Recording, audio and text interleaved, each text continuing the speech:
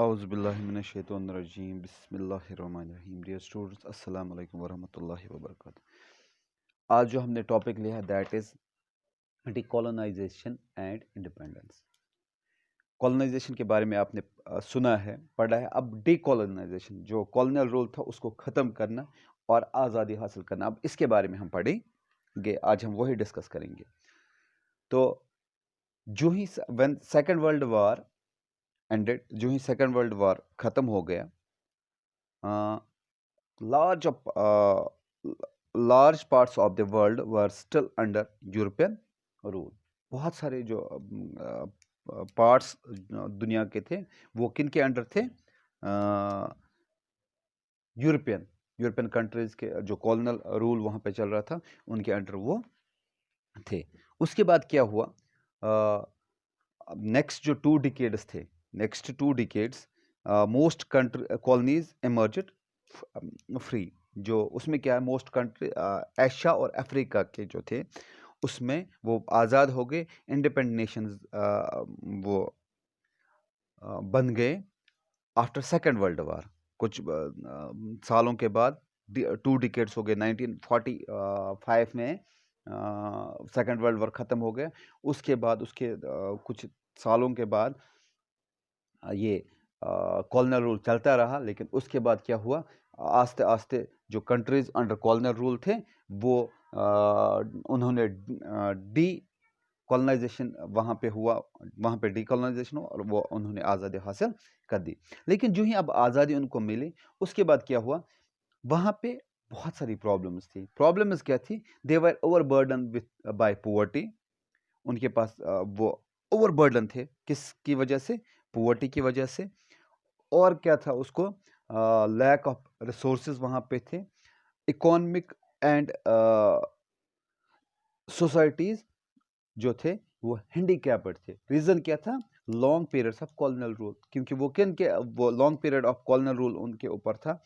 Colonial rule उनके ऊपर बहुत सालों तक था। तो यही वजह थी। आज़ाद तो हुए लेकिन वो उनमें प्रॉब्लम्स क्या थी? अब आप प्रॉब्लम्स की तरफ ध्यान दे दीजिए। प्रॉब्लम्स क्या थी? They were overburdened because of poverty, lack of resource उनके पास नहीं थे।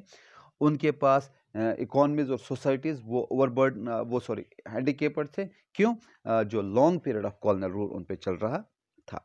आपको याद होगा जो हमारा प्रीवियस लेक्चर था उसमें हमने डिस्कस किया था, मैंने आपको बता दिया था यहाँ पे जब हम ग्रेट डिप्रेशन हुआ था उसके बाद मैंने आपको बताया था कि ब्रेटन वुड्स इंस्टीट्यूशन जो थे उसमें मैंने आपको बताया था कि वहाँ पे दो चीज़ों ने कहा। दो ब्रेटन वुड्स इंस्टीट्यूशन में कौन कौन थे? एक तो था इंटरनेशनल मॉनेटरी फंड IMF और दूसरा क्या था? World bank. तो अब क्या हुआ, IMF और वर्ल्ड बैंक कहाँ पे उन्होंने क्या किया? जो फाइनेंशियल नीड्स थे इंडस्ट्रियल कंट्रीज़ के, क्योंकि जब सेकेंड वर्ल्ड वार हुआ था वहाँ पे प्रॉब्लम्स हुई थी, तो उन्होंने वो जो चैलेंजेस वहाँ पे उनको प्रॉब्लम्स फेस करनी पड़ी थी, उन्होंने उनको वहाँ पे फंड्स देना शुरू कर दिया, उनको वहाँ पे लोन देना शुरू कर दिया ताकि वो फिर से रिगेन हो जाए। तो जो ही लेकिन आपको मैंने बताया कि यूरोप और जो जापान थे उन्होंने रैपिडली जो इकोनॉमी से वो उनकी ग्रीव हो गई। और जो IMF और वर्ल्ड बैंक जो था उन्होंने कहाँ पे अपना अब ध्यान दिया? उन्होंने अब उन कंट्रीज़ की तरफ ध्यान दिया जो डेवलपिंग कंट्रीज़, वो डेवलप्ड कंट्रीज थे। अब डेवलपिंग कंट्री उनमें कौन कौन सी कंट्रीज आती है? वो कंट्रीज भी आती थी जो अब इंडिपेंडेंस में हुई थी। तो जो ही as colonies many of the less developing regions of the world had been part of western empire. आज़ादी के बाद भी लेकिन कुछ जो कंट्रीज थे वो फिर भी अंडर ये थे किन के अंडर? यूरोपियन एम्पायर के अंडर। आयरनिकली ये थी कि इंडिपेंडेंट कंट्री, जो न्यूली इंडिपेंडेंट कंट्रीज थी, उनको क्या था? उनके ऊपर प्रेशर था। पॉपुलेशन जो उनकी थी वो पॉवर्टी के अंदर थी। उनको जो गाइडेंस मिल रही थी वो किन इंटरनेशनल एजेंसीज जो थी उनको गाइडेंस मिल रही थी, लेकिन किन की गाइडेंस मिल रही थी, जिनके वो अंडर थे।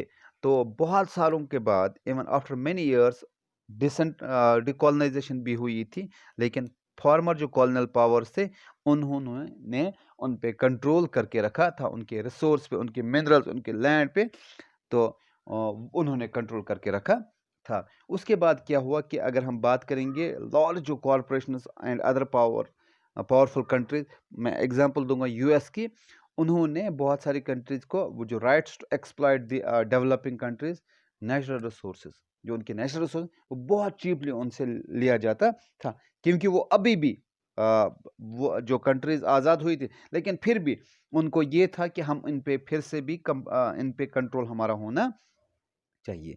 उसके बाद क्या हुआ, तो at the same time most developing countries did not benefit from the fast growth the western economies experience in the 1950s and 1960s, क्योंकि जो फास्ट ग्रोथ हुई थी 1950 1960 इस डिकेड के दरमियान, तो कुछ कंट्रीज को अभी भी फायदा नहीं मिल रहा था। अब क्या हुआ, उन्होंने क्या किया, उन्होंने एक जो डेवलपिंग कंट्रीज थे, उन्होंने एक ग्रुप बना दिया। उस ग्रुप का नाम क्या रखा था, ग्रुप ऑफ 77 और G7। उन्होंने क्या किया, to demand new international economic order, new international economic order, NIEO। इसका मतलब क्या था, by NIEO they mean a system that would give them real control over their natural resources। उन्होंने एक सिस्टम बना दिया, जो डेवलपिंग कंट्रीज, इन्होंने एक ग्रुप बनाया G77 जिसको कहते हैं। उनकी ये डिमांड थी कि जो हमारे नेचुरल रिसोर्सेज हैं, उन पे हमारा अपना कंट्रोल होना चाहिए, उन पे हमारा अपना कंट्रोल होना चाहिए, and better access to their manufacture goods in developing countries market. तो और जो वो जो गुड्स बनाते थे, उनको वहाँ पे अच्छा मार्केट कहाँ पे मिलना चाहिए, डेवलप्ड कंट्रीज में। तो ये G77 की वजह से हुआ। तो अब आपको क्लियर हुआ डिकॉलोनाइजेशन के और इंडिपेंडेंस, जब मुल्क आज़ाद हो गए, वर्ल्ड वार ख़त्म हो, कुछ कंट्रीज फिर से कॉलोनियल रूल में थे, लेकिन फाइनल जब वो डिकॉलोनाइजेशन हुई, उसके बाद भी उनके जो रिसोर्सेज थे, वो उन पे उनके उनका जो हक हुआ करता था, वो नहीं मिल रहा था। उसके बाद ये हुआ कि उन्होंने एक ग्रुप बनाया, डेवलपिंग कंट्रीज ने एक ग्रुप बनाया, जिसको बोलते थे ग्रुप 77 या G7। एक डिमांड उन्हें रखी, NIEO। इसका मतलब क्या था, NIEO को EO का न्यू इंटरनेशनल इकोनॉमिक ऑर्डर। तो उसका मतलब क्या था, उन्होंने बाय दिस NIEO, इससे क्या हो, इसका मतलब क्या था कि वो जो डेवलपिंग कंट्रीज है, उनकी जो रिसोर्स है, उन पे उनका अपना कंट्रोल होना चाहिए, और जो वो मैन्युफैक्चर गुड्स बनाते हैं, मैन्युफैक्चरिंग गुड्स होते हैं, उनको अच्छा मार्केट मिलना चाहिए, कहाँ पे, डेवलप्ड कंट्रीज में। आई होप कि आपको क्लियर हुआ होगा। अगर कोई भी कन्फ्यूजन, आप कमेंट सेक्शन में आप मुझे बता सकते हैं। तो तब तक के लिए आप मुझे इजाज़त दीजिए। अल्लाह हाफिज़।